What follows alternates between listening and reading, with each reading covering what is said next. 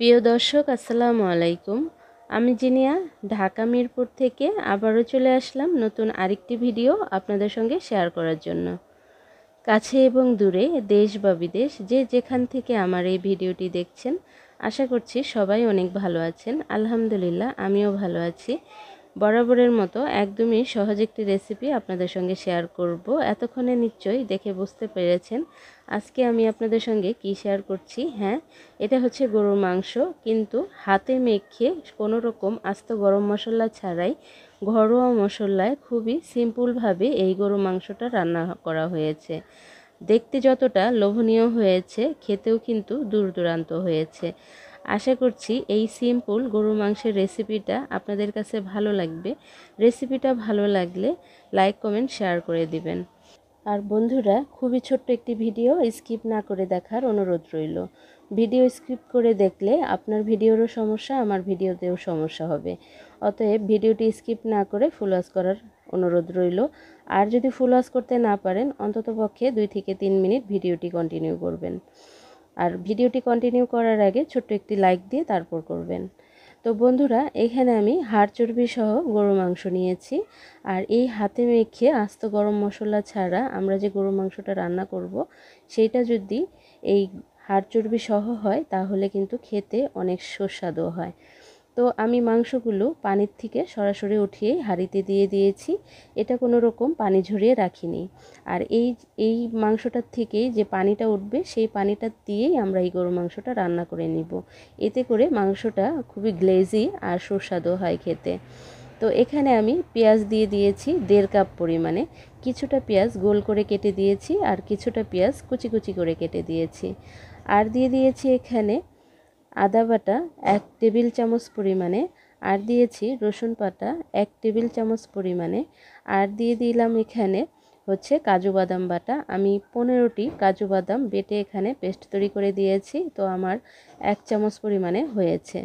তো আর দিয়ে দিলাম দুধ, এখানে হাফ কাপের একটু বেশি লিকুইড দুধ দিয়ে দিয়েছি। পুরোপুরি 1 কাপ না, 200 গ্রামের মতো লিকুইড দুধ দিয়েছি। আর দিয়ে দিলাম এখানে হচ্ছে সরিষার তেল। আমি এখানে 2 ডাব্বুর সরিষার তেল ব্যবহার করেছি। আর যদি কাপের মাপে হয় তাহলে 100 মিলির মতো হবে। তো আর 1 চামচ দিয়ে দিলাম হচ্ছে লাল মরিচের গুঁড়া। ঝালটা আপনারা আপনাদের স্বাদ অনুযায়ী বাড়িয়ে কমিয়ে দিয়ে নেবেন। আর দিয়ে দিলাম হলুদের গুঁড়া 1 টেবিল চামচ পরিমাণে। আর দিয়ে দিচ্ছি এখানে আমার ভাঙানো মশলা 1 চামচ, চা চামচ দিয়ে 1 চামচ। আর এটা হচ্ছে শাহি গরম মশলা। আর এই শাহি গরম মশলা দেওয়ার কারণেই এখানে কোনো রকম আস্ত গরম মশলার প্রয়োজন হয় নাই। আমরা যদি আস্ত গরম মশলাটা এখানে ব্যবহার করি তাহলে কিন্তু এই শাহি গরম মশলাটা দেওয়ার কোনো প্রয়োজন হয় না। আর এই শাহি গরম মশলাটা এলাচ, দারুচিনি, তেজপাতা, মৌরি এবং জয়ফল, জয়ত্রী, তারপর কালো এলাচ, তারপর হচ্ছে স্টারনিস, তারপর কালো গোলমরিচ, সাদা গোলমরিচ, সব কিছু মিলিয়েই এটা পরিমাণ অনুযায়ী এই শাহি গরম মশলাটা তৈরি করে নেওয়া হয়েছে। আর এটা একদম পারফেক্ট একটা শাহি গরম মশলা। আশা করছি রেসিপিটি ভালো লাগবে। এখন স্বাদ অনুযায়ী লবণ দিয়ে খুব ভালো করে হাত দিয়ে মেখে নিব। আর মাখানো হয়ে গেলে এটাকে ঢাকনা দিয়ে ঢেকে চুলায় বসিয়ে দিব। আমি 5 মিনিট হাই ফ্লেমে প্রথমে রান্না করে নিব। 5 মিনিট হাই ফ্লেমে রান্না করে নেওয়ার পর এটাকে লো হিটে করে আমি 30 মিনিট রান্না করে নিয়েছি। আর 30 মিনিটেই আমাদের এই যে গ্রেভিটা খুব সুন্দরভাবে ঘন হয়ে গেছে, পেঁয়াজটাও একদমই হয়ে গেছে, মিশ হয়ে গেছে। আর এই মাংসগুলোও কিন্তু একদমই 100% কুক হয়ে গেছে।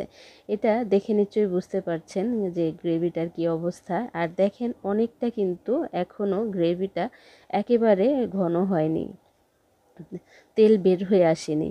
তো এখানে আমরা যে মাংসটা একদম পানির থেকে ধুয়ে উঠিয়ে দিয়েছি আর লিকুইড দুধ দিয়েছি, সেটার মধ্যেই কিন্তু এই রান্নাটা কমপ্লিট হয়ে গেছে।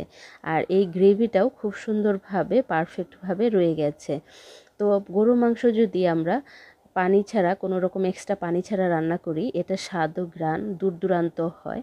আর এটা যদি একদমই পারফেক্টভাবে মশলাটা আপনারা দিতে পারেন তাহলে কিন্তু এক্সেলেন্ট একটা রেসিপি, কোনো রকম আস্ত গরম মশলা কোনো রকম বাটাবাটির ঝামেলা ছাড়াই আপনারা এত সুন্দর করে গরুর মাংস তৈরি করে নিতে পারবেন।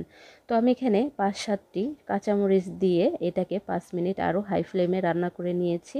আর যখন কাঁচামরিচের সুন্দর ঘ্রাণটা বের হয়ে গেছে তখন আমরা চুলাটাকে বন্ধ করে নামিয়ে নিয়েছি। আর ফাইনালি আমাদের গরুর মাংসের লুকটা এরকম হয়েছে। দেখতে যতটা সুন্দর হয়েছে তার থেকেও অধিক গুণ বেশি খেতে ভালো হয়েছিল। আশা করছি রেসিপিটা ভালো লেগেছে। আর এখন পর্যন্ত যারা সঙ্গে থেকে ভিডিওটি উপভোগ করছেন তাদেরকে অসংখ্য ধন্যবাদ জানাচ্ছি। আর আপনারা যারা আমার চ্যানেলে নতুন হয়ে বন্ধু হয়ে আসছেন অবশ্যই 24 ঘন্টা অপেক্ষা করবেন। 24 ঘন্টা পর আমিও আসব আপনাদের চ্যানেলটিকে ভিজিট করে আপনাদের পরিবারের সদস্য হয়ে যাওয়ার জন্য। আর যারা সবসময় আমাকে সাপোর্ট দিচ্ছেন তাদেরকেও অসংখ্য ধন্যবাদ জানাচ্ছি। আর ভালো থাকবেন। আল্লাহ হাফেজ। আসসালামু আলাইকুম।